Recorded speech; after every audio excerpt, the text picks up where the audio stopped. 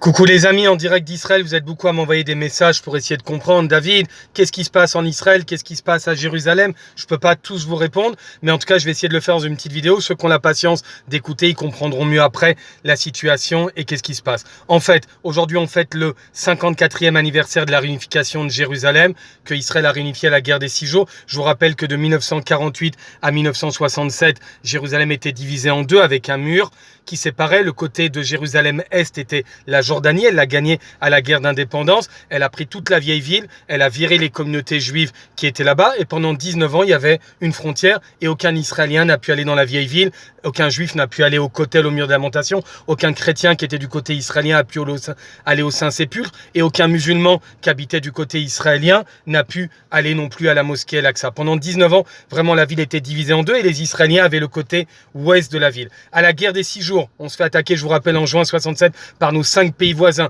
qui jurent de s'unir et de nous rayer de la carte, avec Nasser très excité en Égypte, avec le roi de Jordanie, avec Assad père en Syrie. Et en 6 jours, ne me demandez pas comment, on va leur mettre une trécha, on va les repousser et on va tripler la superficie de notre État. On va récupérer tout le désert du Sinaï de l'Égypte, toute la Cisjordanie de la Jordanie, et avec bien sûr la vieille ville de Jérusalem, Jérusalem-Est, et du nord d'Israël, on va récupérer le plateau du Golan de la Syrie. Et jusque-là, et jusqu'à aujourd'hui, les Arabes se font pas l'idée qu'ils ont perdu cette guerre, que Israël a pris le contrôle de toute la vieille ville, aussi de Jérusalem et du côté est de la ville, et qu'on a réunifié la ville, on a fait passer une loi que Jérusalem est redevenue la capitale une et indivisible. Et chaque peuple est libre de choisir quelle est sa capitale. Et on est le seul pays au monde où notre capitale n'est pas reconnue et que la presse internationale, l'ONU et plein d'autres institutions disent toujours que Jérusalem n'est pas la capitale d'Israël. C'est notre capitale. Aucun autre peuple a un lien avec Jérusalem comme le peuple juif a avec Jérusalem. On a vécu 1000 ans d'histoire nationale, on a eu 2 temples.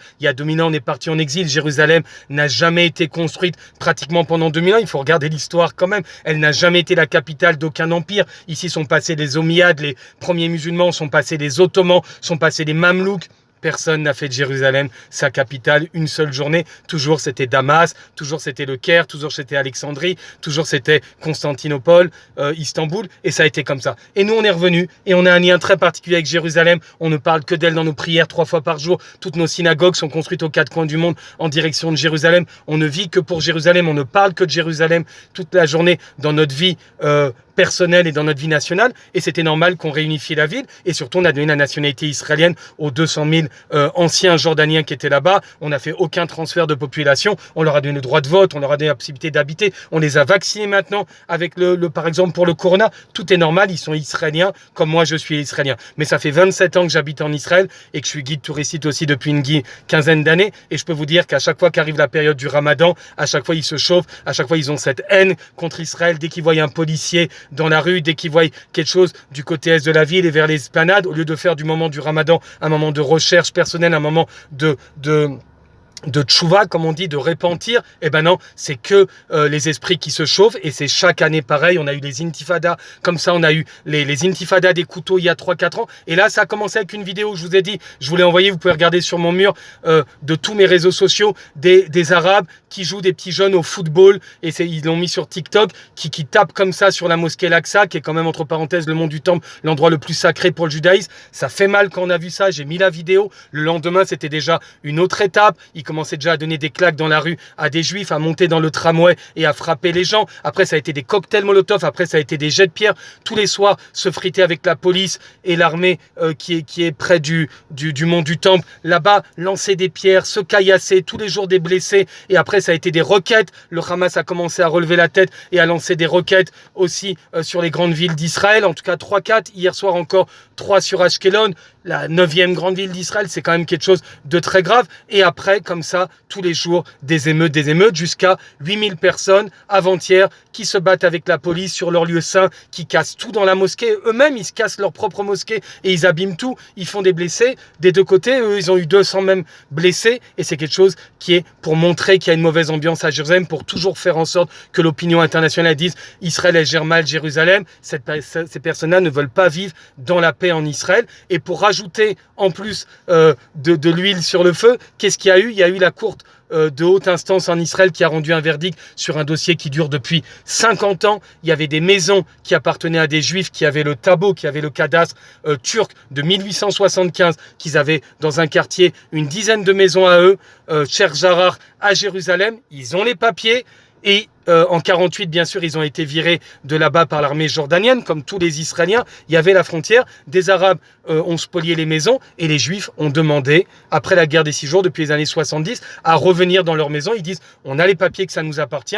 Ça a pris 40 ans quand même pour que le tribunal israélien reconnaisse qu'ils doivent évacuer ou payer des indemnisations aux familles juives. Et ils veulent rien savoir. Et la date d'ultimatum du tribunal, elle passe dans quelques jours. Et ça aussi, le fait que la police et l'armée ont prévenu les familles qui devaient rendre ce qu'ils avaient spolié aux familles juives, et ben ça a été une excuse pour eux pour faire des problèmes et faire toutes ces émeutes, sachant qu'il y a par exemple 1 an et demi, c'était un Arabe qui a réussi à prouver que dans le Gush Etzion, il avait un terrain où les Juifs, des Israéliens, avaient construit leur maison et qu'ils avaient empiété de, je crois, quelque chose de débile, comme 4-5 mètres sur leur terrain. Et ben, l'armée a donné un ultimatum avec la cour de haute instance et ils ont détruit 8 maisons de Juifs israéliens parce qu'ils étaient construits à quelques mètres sur le terrain de la famille arabe. Donc c'est des deux côtés, ça. On est une démocratie en Israël, on fait les choses dans la règle des deux côtés s'il y a des abus. Mais là, des maisons qu'ils ont spoliées déjà depuis 72 ans et qui à la création de l'État d'Israël et qui ne voulaient pas rendre et qu'ils utilisent ça comme excuse pour faire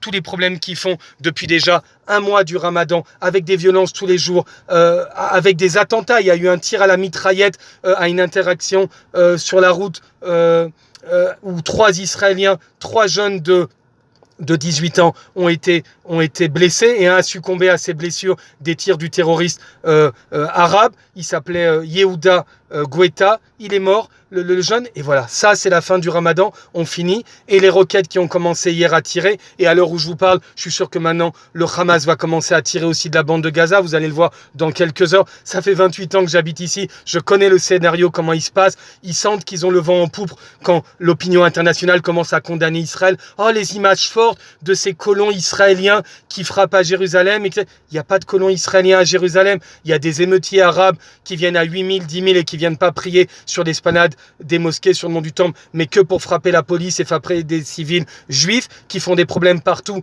et qu'à la fin, c'est les images chocs quand l'armée, elle en peut plus, la police, elle en peut plus et qu'elle commence à répliquer. Et il y a des Israéliens qui ont un droit sur leur maison qu'ils ont acheté ou qu'ils ont et qui sont pas des colons. Il n'y a pas de colons à Jérusalem. Jérusalem est la capitale de l'État d'Israël. Ça fait 3000 ans que le peuple juif a un lien avec Jérusalem que aucun autre peuple a avec sa capitale. C'est pas possible. Nous, ça fait 1000 ans qu'on a un lien avec Jérusalem. On a eu 2 temples à Jérusalem depuis le roi David. On a vécu 1000 ans d'histoire nationale. On a, comme on a dit, pas cessé de prier pour Jérusalem. Toutes nos prières ne parlent que de Jérusalem. 3 fois par jour, on prie en direction de Jérusalem partout où on est dans le monde. C'est un lien qui est attaché à Jérusalem, et ça, ils pensent qu'ils vont réussir à l'effacer en faisant les racailles, en faisant tous les jours des manifestations, en frappant, en faisant des actions terroristes. Mais le peuple juif est revenu sur sa terre pour y vivre. On n'est pas prêt d'y partir.